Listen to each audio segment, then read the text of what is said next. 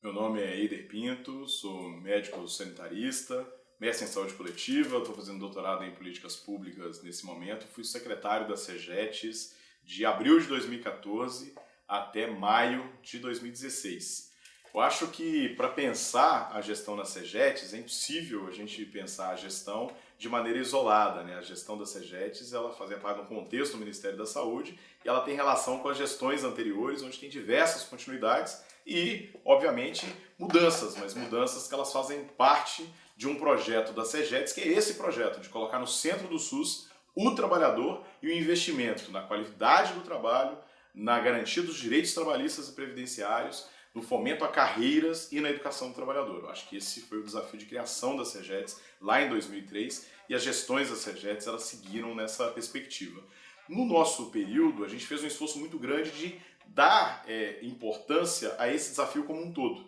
organizando todos os departamentos da CEGETS e perguntando a esses departamentos qual era a tarefa deles na construção de políticas públicas junto aos demais gestores do SUS que permitissem valorizar os trabalhadores nessa perspectiva, garantia dos direitos, investimento nos trabalhadores, qualificação do trabalho e fazer um SUS que desse orgulho e motivasse os trabalhadores a vestirem a camisa trabalhando em uma coisa que desse sentido à vida deles, que fosse importante para eles e que eles gostassem de trabalhar para naturalmente cuidar melhor dos usuários, cuidar mais dos usuários, né? Então, no Departamento de Gestão da Educação, foi fundamental olhar todas as formações para gestores, elas deveriam ter fortemente o componente de gestão do trabalho, desenvolvimento do trabalhador. Foi importante para em todas as formações de profissionais de nível superior e médio, a gente conseguisse agregar qualidade a esse trabalho, na formação técnica, agregar valor a esse trabalho, apontar para uma perspectiva de trabalho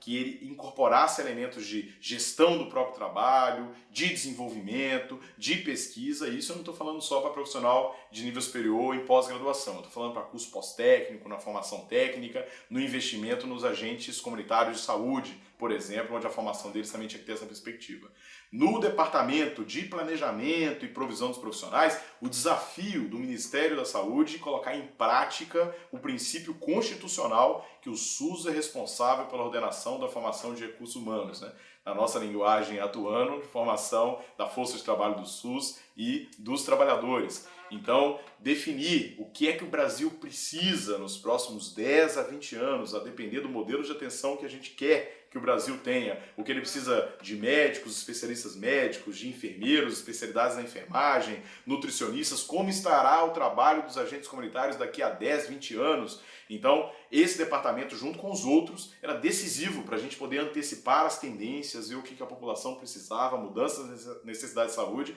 e como a gente produzir empregos que eles tenham sentido para a população, para o sistema e que eles sejam empregos que tenham sentido para esses trabalhadores. Então esse também foi um elemento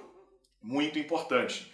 Investir na horizontalização e democratização das relações de trabalho. E aí são as mesas de negociação, mas não só as mesas de negociação, é cogestão no serviço de saúde. Não dá para a gente ter a mesa só, e a mesa sendo importante para os trabalhadores organizados, discutindo questões relacionadas aos vínculos de trabalho, à carreira, remuneração e etc. Mas, ao mesmo tempo, em cada serviço de saúde, o trabalhador ser subordinado e não ter participação nas decisões que interferem no dia a dia de trabalho. Porque por mais que ele possa ter o vínculo protegido, respeito aos direitos trabalhistas, ele possa ter uma remuneração adequada, se ele não participa, se ele não decide do que ele faz no dia a dia, esse trabalho tem muito menos capacidade de mobilizá-lo e de colocá-lo numa condição de fazer um trabalho que é melhor para si, para o seu próprio desenvolvimento humano, cidadão e profissional e também para a população. Então esse debate da democratização das relações de trabalho ele era decisivo tanto do ponto de vista das mesas de negociação,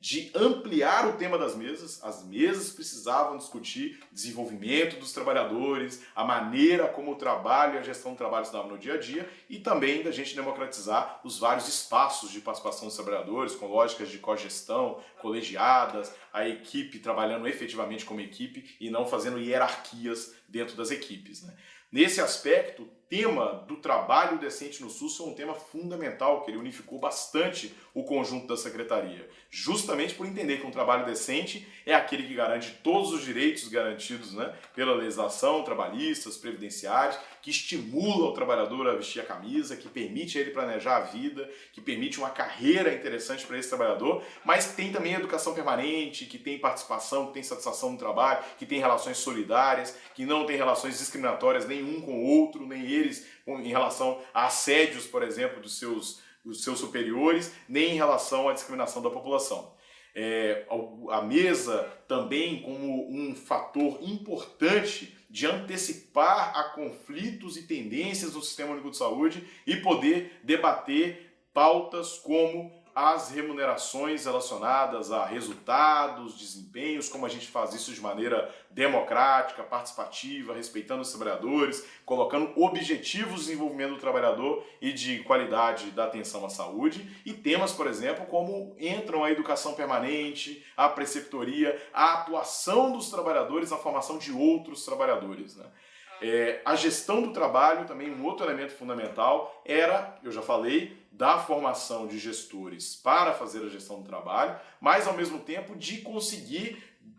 trazer mais referências, mais instrumentos, mais experiências e mais condições técnicas de construir boas carreiras, de conseguir montar essas carreiras de maneira que elas valorizem o trabalhador do início do seu vínculo até o final de sua vida funcional, para que essa carreira ela valorize, ela promova, ela estimule o aperfeiçoamento constante desse trabalhador, para que ela consiga ter flexibilidade para entender momentos diferentes da vida da pessoa. Tem momentos que ela está querendo atuar num determinado lugar, a vida dela muda, a família dela muda, então tem momentos que ela vai valorizar mais, é uma dimensão de investir, de fazer educação e de formar outras pessoas. O trabalhador é fundamental que ele também desenvolva conhecimento sobre aquilo que ele está produzindo, então é pesquisa sim, não é pesquisa só na universidade. O trabalhador tem momentos que ele tem um conjunto de elementos que ele pode fazer e se lançar em desafios maiores de fazer gestão de coletivos. Então as carreiras precisam contemplar esses elementos e a gente precisa então inovar nas carreiras, porque tem desenhos tradicionais que eles são muito enclausurados, né? Você entra de um determinado jeito na carreira e ela pressupõe que você vai continuar exatamente fazendo aquela atuação até o final da sua aposentadoria, depois de 30 anos, etc. Né? Eu podia dar outros exemplos de gestão do trabalho, mas estou dando esse exemplo e no debate de gestão do trabalho era importante. O InovaSUS ampliado, envolvendo elementos não só de gestão do trabalho, mas nessa filosofia da CEGETS de pensar todos os departamentos a serviço do que é a missão, né, do que é o papel fundamental da CEGETS, também é um outro elemento interessante porque vai lá, vai pescando, vai identificando, né, vai garimpando experiências interessantes que servem não só para valorizar aqueles que fizeram a experiência, serve para mostrar para o SUS inteiro e para as outras pessoas, trabalhadores, gestores, usuários, que é possível fazer inovações e serve para fazer gestão de conhecimento em cima dessas inovações. E por fim, um outro elemento que é muito decisivo, que é o papel de enfrentar a maneira como a gente regula as profissões no Brasil. Hoje a gente tem, na verdade, uma regulamentação errática, fragmentada, sem lógica geral, onde cada lei é que vai definir uma forma de regulamentação de uma profissão.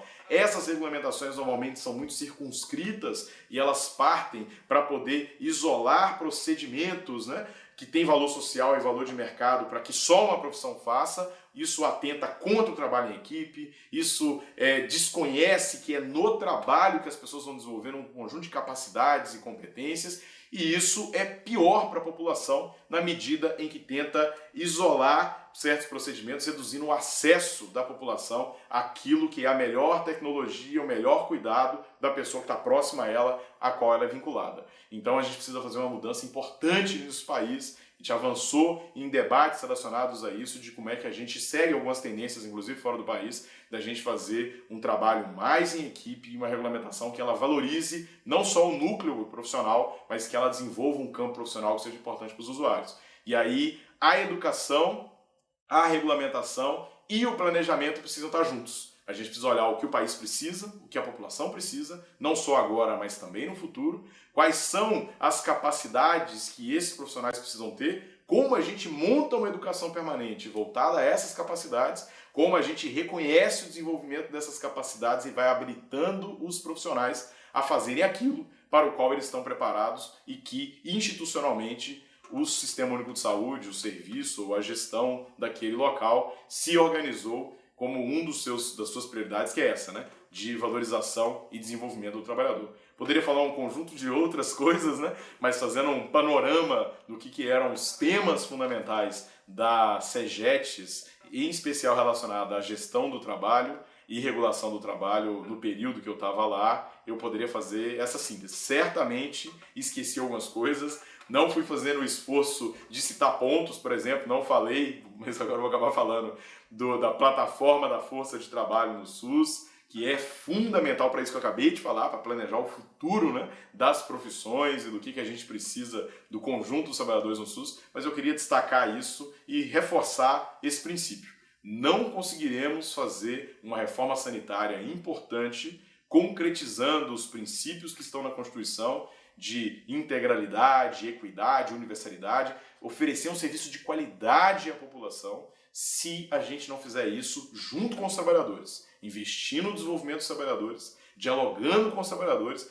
construindo empregos e carreiras que esses trabalhadores queiram estar satisfeitos e que a vida inteira eles invistam na sua própria formação e que eles estejam dispostos e consigam se organizar para dar o formato de cada serviço que seja o melhor formato para atender às necessidades da nossa população e que seja satisfatório para eles também. Esse é o objetivo estratégico da SEGETS e esse objetivo estratégico da SEGETS é um objetivo que ele é condicionante de qualquer reforma sanitária de fôlego que a gente queira fazer no Brasil e é condicionante de um sistema de saúde de qualidade universal para toda a população brasileira.